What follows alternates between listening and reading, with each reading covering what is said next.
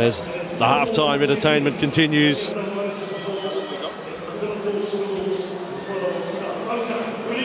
had the touch ball football exhibition coming up to first, well, to the kick-off to the main match as well.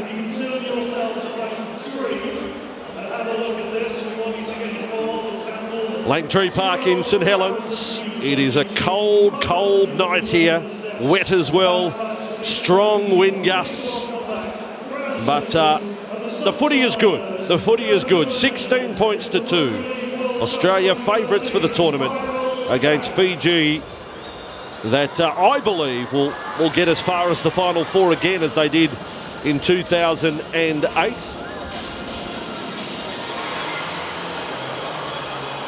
But a lot to happen between now and then. The semi-finals to be played at Wembley. You know, if things went as some pundits say, you'd have England to play New Zealand in one semi-final and on Australia versus Fiji in the other.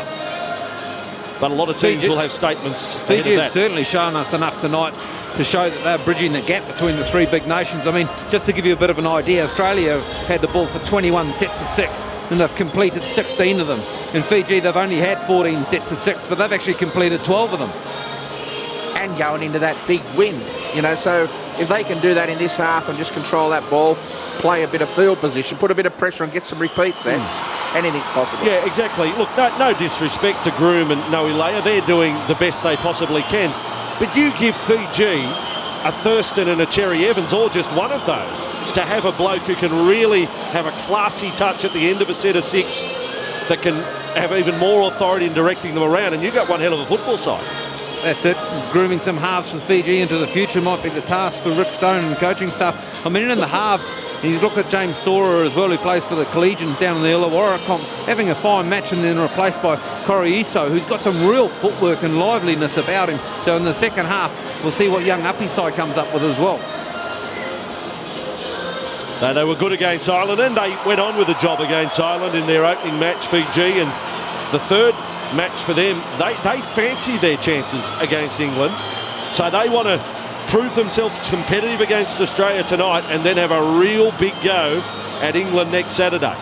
You get a sense that they're pretty well playing themselves in for a team. You know, they talked about some divine intervention, and when they've got a guy who's 37 leading the way, I mean, and he's held his own here, Petro Sevenasiva, against these Australian front rowers today. And it's just a live charge heading forward for the rest of the team to be sucked along, isn't it, Dave? Well, he wouldn't be out of place in that Australian side, really, would he? You know, his workload has been tremendous, and, you know, I think they just need a little bit more push around him, though, and some more push off the ball, just to make those Aussie defenders just have to make that commitment to come in and make the contact and then look to go a little bit wide. But, you know, Groom's done a great job. You know, he's had a lot of pressure on when he's been trying to get them kicks away.